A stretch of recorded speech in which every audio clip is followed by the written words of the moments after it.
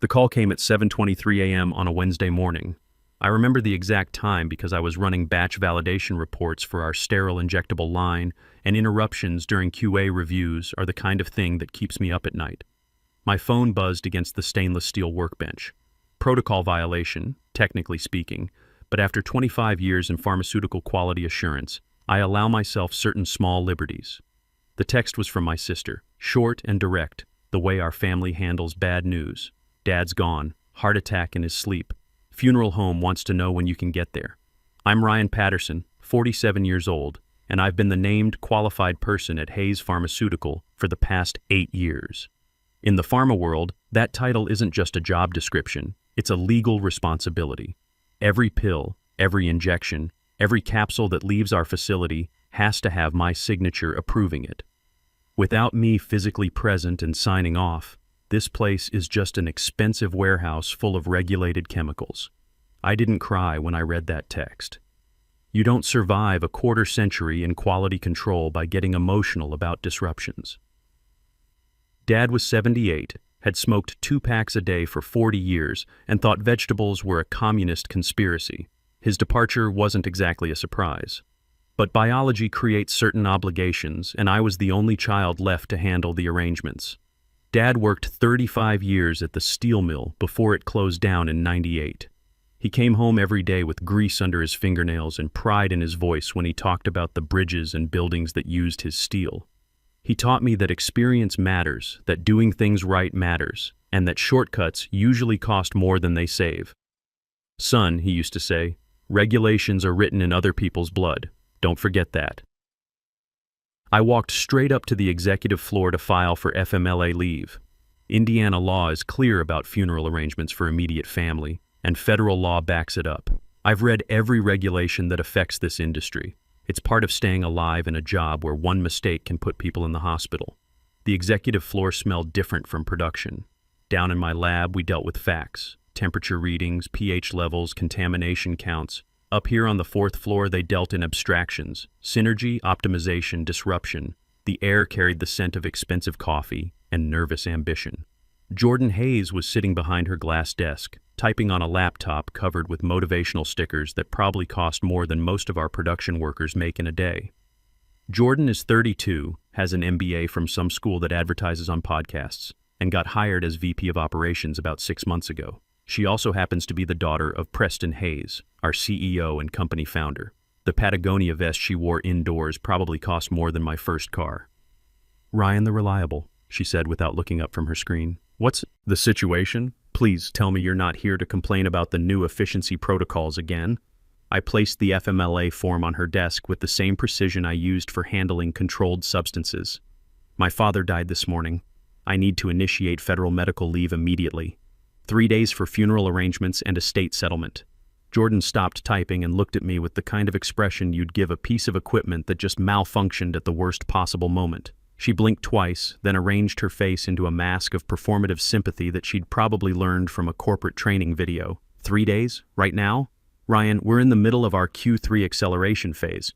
You've got that $15 million distribution run for the West Coast launching Friday. The optics of our lead QA officer disappearing. Not great. Death doesn't check the quarterly calendar, I replied, keeping my voice level. I'm the named qualified person on our federal license. I'm notifying you that I'll be unavailable, not asking permission. She leaned back in her chair, making that condescending face that privileged kids perfect by age 10. The kind of expression that says they've never had to choose between paying rent and buying groceries. See, this is what I mean about old school mentality, Ryan. You're thinking about personal downtime when you should be thinking about team synergy. We're a family here, and families don't abandon ship because of external variables. I felt my jaw tighten. A family. Right. The kind of family where the daughter gets a corner office and a 6-figure salary fresh out of business school, while the people who actually know how to make the products get called old school for following federal law. Federal Medical Leave Act isn't a suggestion, Jordan. It's law. Look, she said, waving her hand dismissively. Take the time if you absolutely have to. But this kind of inflexibility, this dinosaur mentality, it doesn't exactly scream leadership material to me. We need agile thinkers here, not people who crumble every time life happens. Dinosaur.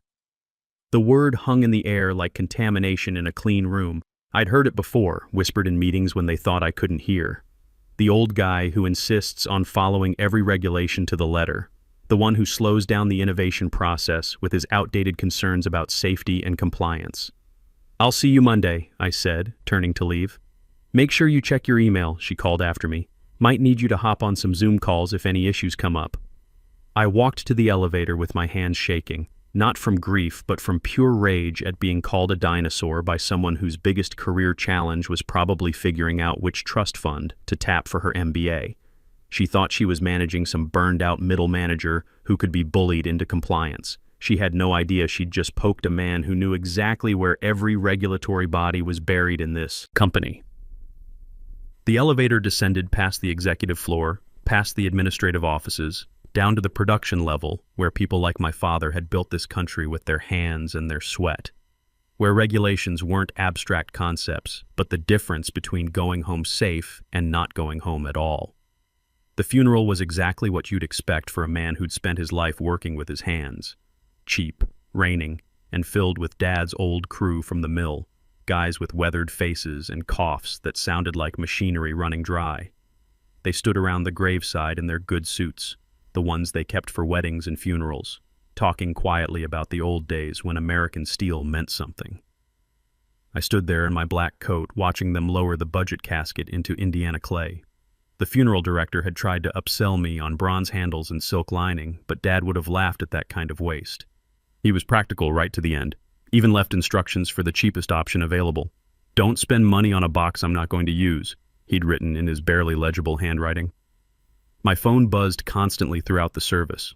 41 missed calls from the plant by the time we got back from the cemetery. 18 emails marked urgent with increasing numbers of exclamation points as the hours passed. Subject lines like critical, QA approval needed, and where are you? I didn't answer one of them. FMLA means leave. Leave means I'm not working.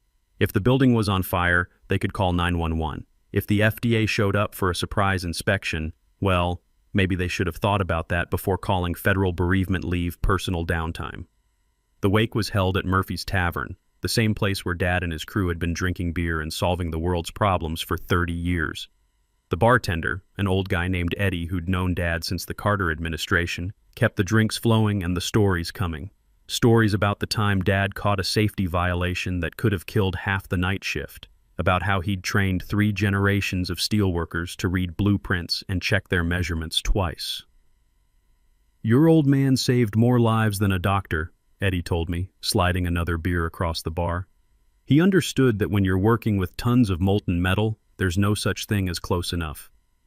That was Dad's philosophy. Precision mattered. Standards mattered. The rules were written in blood, and forgetting that got people hurt. He'd carried that mentality from the steel mill to everything else in his life. His taxes were always filed early, his truck was maintained like a Swiss watch, and he'd read every word of any contract before signing it. I got home around midnight, exhausted and smelling of cigarette smoke and industrial-strength coffee. My apartment was quiet, clean, and organized exactly the way I liked it. Everything in its place, every surface sanitized, every document filed correctly. It's how you survive in quality control. Chaos in your personal life leads to mistakes at work, and mistakes at work can kill people. I opened my laptop and started going through the frantic emails from Hayes Pharmaceutical. The tone progression was fascinating from a psychological standpoint. Monday's messages were professional but urgent. Tuesdays were increasingly desperate. By Wednesday, they were barely coherent panic. From Jordan Hayes, sent at 11:47 p.m. Tuesday, Ryan, where are you? The batch records for Lot 44B are sitting on your desk unsigned. We have trucks scheduled for Friday morning. This is unacceptable. From Ashley Monroe, the 22-year-old they'd apparently brought in as my temporary replacement, sent at 2:13 a.m. Wednesday. I don't understand these forms. The computer won't let me approve anything without a QP signature. Can someone help me? This is really stressful. From Preston Hayes himself, the CEO, sent at 6:45 a.m. Wednesday. Patterson. Family emergency or not, you have responsibilities to this company. We need those batch records signed today. I leaned back in my chair, sipping a beer that tasted like vindication. They still didn't understand what they'd done. They thought they were dealing with an employee who could be bullied back to work. They had no idea they were dealing with a federal compliance nightmare that was about to explode in their faces. See, the thing about being a named qualified person is that it's not just a job title. It's a legal designation that means I am personally, criminally liable if contaminated drugs leave that building. The FDA doesn't care about corporate hierarchy or quarterly targets. They care about one thing: accountability. If people die because of a bad batch, they need a specific human being to handcuff. For 8 years, that person had been me. I'd signed my name on thousands of batch records, each signature a legal guarantee that the products met federal safety standards. Without my signature, or the signature of someone I'd explicitly authorized as my deputy, those drugs couldn't legally be sold. And here's the beautiful part. Jordan had fired me before I could authorize anyone as my replacement. In her rush to show Daddy how tough she was, she'd created a legal impossibility. The company needed a QP to operate, but the only QP they had was the guy they'd just called a dinosaur and kicked to the curb. I pulled out my personal files, the ones I kept at home because quality control officers are professional pack rats. 25 years of documentation, including complete copies of every FDA license, every batch record template, every standard operating procedure I'd written or revised. Corporate IT departments think they're gods because they can revoke access and wipe hard drives, but they always forget that experienced workers keep their own copies of critical documents. I found what I was looking for in a folder labeled Nuclear Options. Our FDA establishment license, printed and signed 8 years ago when I first took the QP position. Section 4, subsection B, in boring times. New Roman font, named qualified person, Ryan Patterson. License valid only upon continuous employment and direct oversight by designated QP. That single paragraph was worth more than all of Jordan's MBA credentials combined. It meant that the moment she'd terminated my employment, she'd accidentally turned Hayes Pharmaceutical into an unlicensed drug manufacturer. Every pill, every injection, every capsule they produced without me was technically contraband, but I wasn't going to call them and explain this. I wasn't going to save them from their own ignorance. Instead, I was going to let them dig their hole deeper while I documented every shovelful of dirt. I opened a new spreadsheet and started tracking their violations in real time, cross-referencing the panic emails with the production schedule I knew by heart. Tuesday, raw material weighing without QP oversight. Wednesday, compounding and mixing without proper authorization. Thursday would be sterile filling and packaging, every step creating more evidence of their federal crimes. By the time I was finished, Hayes Pharmaceutical wouldn't just be facing fines and warning letters. They'd be looking at criminal charges for interstate trafficking of misbranded drugs. I finished my beer and went to bed. Tomorrow, the real work would begin. Monday morning arrived gray and drizzling, the kind of Indiana weather that makes everything look like it needs a fresh coat of paint. I showed up at Hayes Pharmaceutical at 7:45 a.m., right on schedule, ready to get back to the controlled environment of my lab. After 3 days of funeral homes and insurance paperwork, I was looking forward to the familiar rhythm of batch reviews and contamination protocols. I swiped my badge at the employee turnstile, the same motion I'd performed thousands of times over 8 years. Beep. Access denied. I frowned and tried again, thinking maybe the rain had affected the magnetic strip. Beep. Access denied. Contact security. A cold weight settled in my stomach, the kind of feeling you get when a critical system alarm goes off in the middle of the night. I looked up to see Logan Pierce, head of plant security, and a guy I'd worked with for 15 years, walking toward the glass doors. Logan and I had started around the same time, back when the company was small enough that everyone knew everyone else's kids' names. He opened the door manually but blocked the entrance with his body, looking everywhere except at my eyes. "I'm sorry, Ryan. They deactivated your access at midnight. Orders came down from the 4th floor." "Logan, I'm the Director of Quality Assurance. I have a batch release pending for Friday." "What's going on?" "You need to go to the loading dock," he said quietly. Jordan left instructions. There's a box, the loading dock, where they put the rejected materials and contaminated waste. I walked around the building's perimeter, my footsteps echoing off wet concrete, past the delivery trucks and industrial dumpsters to where my career was waiting for me on a wooden pallet. One cardboard box, my stapler, my framed certifications from 25 years of pharmaceutical work, a half-dead succulent that Megan from accounting had given me 3 years ago, and a manila envelope that probably contained the most expensive piece of paper Jordan Hayes would ever sign. Jordan was standing there with Kimberly from HR, who looked like she was about to throw up. Jordan, however, looked energized, practically vibrating with the kind of corporate adrenaline that comes from making tough decisions. She was holding what appeared to be a green smoothie that probably cost more than most people spend on lunch for a week. "Ryan!" she shouted over the noise of idling delivery trucks. "Welcome back." Or, well, goodbye, I guess. I walked up to the pallet where my professional life had been reduced to office supplies and paperwork. "What is this, Jordan?" "We're making some strategic workforce adjustments," she said, taking a long sip of her liquid vegetation. "Did some deep dive analysis while you were away, and frankly, your position represents a significant bottleneck in our optimization workflow. We need velocity, Ryan, we need adaptability. And taking 3 days off right before a major product launch shows a fundamental misalignment with our growth mindset. You're firing me for attending my father's funeral. We're restructuring due to cultural incompatibility," she corrected, flashing those expensive teeth that had probably been straightened with Daddy's money. "Plus, we found someone hungrier. Ashley Monroe, fresh out of state school, no bad habits, no legacy baggage. She started this morning." I stared at her, watching this 32-year-old trust fund baby destroy a $200 million company with her mouth. The sheer stupidity was breathtaking, like watching someone play with a live grenade while lecturing about safety procedures. "Jordan," I said, and for the first time that morning I felt something that wasn't rage. It was anticipation. "Does Ashley have her federal certifications?" "She's got a degree in biochemistry," Jordan beamed. "Very sharp, great with data analysis software. Really understands the modern pharmaceutical landscape. Does she have her registration as a named qualified person under 21 CFR Part 211? Jordan waved her hand dismissively, the same gesture she'd used to brush off 3 decades of regulatory law. "That's just paperwork, Ryan. We'll figure it out. The important thing is cultural fit. Don't be bitter about this. It causes wrinkles." She turned to Kimberly.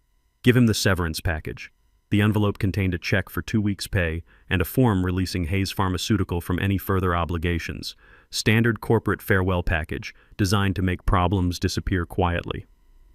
2 weeks, Jordan said. Pretty generous for someone who abandoned his responsibilities, don't you think? I looked at the check, then at the building where I'd spent 8 years ensuring that every product met federal safety standards, where I'd signed my name on documents that could send me to prison if I got them wrong, where Ashley Monroe was probably right now, staring at batch records she couldn't legally approve. "You're right, Jordan. Paperwork is just paperwork." I picked up my box. Until it isn't. I walked to my car without looking back, without making a scene, without giving them the satisfaction of seeing me angry. That's what amateurs do. They explode, they threaten, they make themselves look unstable. Professionals document everything and let the system destroy itself. I drove home through the industrial section of town, past the closed steel mill where Dad had worked for 35 years, past the empty factories that had once employed half the neighborhood. The America Jordan Hayes had inherited was built by people like my father, people who understood that shortcuts kill and regulations are written in blood. At home, I opened my laptop and started making phone calls. First to Kevin Murphy at Murphy & Associates, a labor attorney who'd built his practice defending working people against corporate bullies. Kevin had grown up 3 blocks from where I lived, had worked his way through law school loading trucks at UPS. "Kevin, it's Ryan Patterson. I've got a wrongful termination case that's going to be very interesting." "Ryan, I thought you were a lifer over at Hayes. What happened?" "They fired me during FMLA leave for my father's funeral." I was already typing an email with documentation attached. Better yet, they fired the named qualified person 3 days before a $15 million product launch and replaced me with a recent college graduate who doesn't have federal authorization to sign controlled substance batch records. There was a long silence on the other end of the line. Then Kevin's voice, lower and more focused. "Ryan, are you telling me they're currently manufacturing pharmaceuticals without a licensed QP on the premises? I'm telling you that as of this morning, Hayes Pharmaceutical is operating outside federal law, and they've got trucks scheduled to load Friday morning. Send me everything. Don't talk to anyone else, don't sign anything else. I'm going to start drafting papers. Wait, I said. Don't contact them yet. Why not? We can probably settle this for high six figures by Wednesday. I thought about Jordan's smirk, about being called a dinosaur, about Dad's funeral being dismissed as personal downtime. I don't want a settlement, Kevin. I want justice. What are you planning, Ryan? I looked out my window at the rain streaking the glass, thinking about Dad's philosophy that shortcuts always cost more than they save. They've got a major shipment scheduled for Friday morning. If we alert them now, they'll panic, halt production, hire a temporary QP, and pay a fine. Jordan keeps her job, Preston protects his little princess, and they sweep the whole thing under the corporate rug with Daddy's money. And if we wait? If we wait until they actually ship, I said quietly, it becomes interstate trafficking of misbranded pharmaceuticals. That's not a civil violation, Kevin. That's federal prison time. The next 3 days, I became a spider sitting in the center of a digital web. I knew Hayes Pharmaceuticals' production rhythm better than my own heartbeat. Tuesday, raw material weighing. Wednesday, compounding and mixing. Thursday, sterile filling and packaging. Every step required my signature or someone I'd explicitly authorized as my deputy. Since Jordan had fired me before I could authorize anyone, every document Ashley Monroe signed was evidence of federal fraud. I needed intelligence from inside the facility. I couldn't contact my former team directly. Corporate IT monitors all communications for exactly this kind of situation. But the pharmaceutical industry in a mid-sized Indiana city is smaller than people think. Everyone drinks at the same bars, shops at the same grocery stores, and complains about the same bosses. I sent a text to an old number. Coffee at Murphy's Diner, 8 p.m. Bring cash. Logan Pierce slid into the booth across from me that evening, looking like he'd aged 5 years in 3 days. It's complete chaos in there, Ryan. Ashley's walking around with a clipboard, looking like she's trying to solve a calculus problem with crayons. She doesn't know the difference between a batch record and a birthday card. Are they still running production? Full throttle. Jordan's calling it acceleration mode. They've bypassed every single QA hold step. The software keeps throwing error messages, but IT rigged up some kind of override system. My stomach dropped. Bypassing QA holds was like performing surgery with garden tools. Theoretically possible, but guaranteed to end badly. How are they getting around the digital signatures? The system won't let you proceed without QP authorization. Logan looked around the empty diner, then leaned forward like he was sharing state secrets. Jordan ordered AT to hack their own compliance software. They hard-coded an automatic approval using Ashley's login credentials. Every batch record shows her signature, but she's never actually seen half the documents she's supposedly approved. I almost started laughing. It was so clumsy, so beautifully illegal. They weren't just violating FDA regulations, they were creating a digital paper trail of their crimes. Every fraudulent signature, every bypassed safety check, every shortcut they took was being automatically logged and time-stamped by their own computer systems. The Friday shipment? 6 trucks arriving at Loading Dock 4 starting at 6 a.m., straight to Chicago for West Coast distribution. Jordan's planning a champagne celebration in the break room. Logan shook his head. It's disgusting, Ryan. These people have no idea what they're playing with. I slid $50 across the table. Thanks, Logan. Use that to buy the crew some real coffee. And Logan? Document everything. When this goes sideways, you want clean hands. Thursday evening, I made my final preparations. First, a call to Megan Foster at the Indianapolis Business Journal. Megan had been trying to break a story about pharmaceutical industry shortcuts for months. Megan, I've got something for you, but I can't go on record yet. I need you to have a story ready for Friday morning. Title it something like Compliance Questions Raised at Local Pharmaceutical Manufacturer. Keep it vague but ominous enough to make investors nervous. Friday? What happens Friday? Friday is when gravity kicks in. Next, I logged into the FDA Office of Criminal Investigations website and filled out Form 3500A, the Voluntary Adverse Event Reporting System. But this wasn't about adverse events. This was about preventing them. Facility: Hayes Pharmaceutical, 1247 Industrial Boulevard, Indianapolis, IN. Nature of complaint: manufacturing and interstate shipment of controlled pharmaceutical substances without qualified oversight. falsification of batch records through unauthorized electronic manipulation, imminent distribution of potentially unsafe products to West Coast markets. I attached every piece of evidence I'd collected: my termination letter showing the date, our FDA establishment license proving my QP status, screenshots of the system overrides Logan had described, and time-stamped photos of the loading dock preparations. The submit button glowed on my screen like a detonator. Once I clicked this, there was no going back.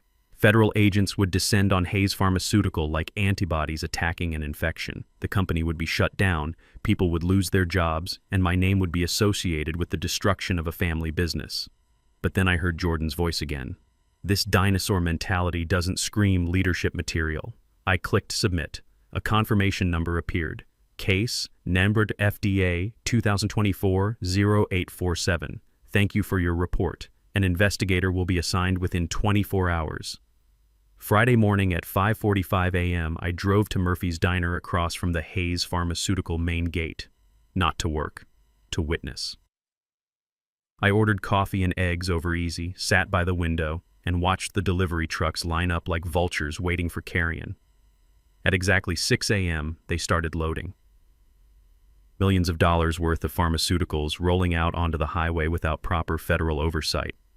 I watched each truck disappear toward Interstate 65, carrying evidence of corporate arrogance to distribution centers across 3 states. At 10:15 a.m., Megan's article went live online. Federal compliance questions surface at Hayes Pharmaceutical following personnel changes. It was a masterpiece of careful journalism, mentioning recent high-level terminations and concerns about regulatory continuity without naming specific names. Just enough to make the stock price twitch. Investors start making nervous phone calls. At 10:47 a.m., the black SUVs arrived. FBI, FDA Office of Criminal Investigations, U.S. Marshals. They rolled through the main gate like a federal parade, and I knew Jordan Hayes was about to learn that some problems can't be solved with motivational stickers and corporate buzzwords. 6 months later, I was sitting in my new office at Nordic Biologics, Hayes Pharmaceutical's former biggest competitor. The $1.8 million wrongful termination settlement had been nice, but this job was better. 35% more money, actual respect for experience, and windows that looked out over well-maintained gardens instead of loading docks. Jordan Hayes pled guilty to 3 federal felony charges rather than face trial. The Hayes family business that Preston had built over 30 years was sold for parts to pay legal fees and regulatory fines. Ashley Monroe, the 22-year-old replacement, was never charged. Turns out ignorance actually is a defense when you can prove you had no idea what you were signing. She's now working at a veterinary clinic where the regulations are simpler and the stakes are lower.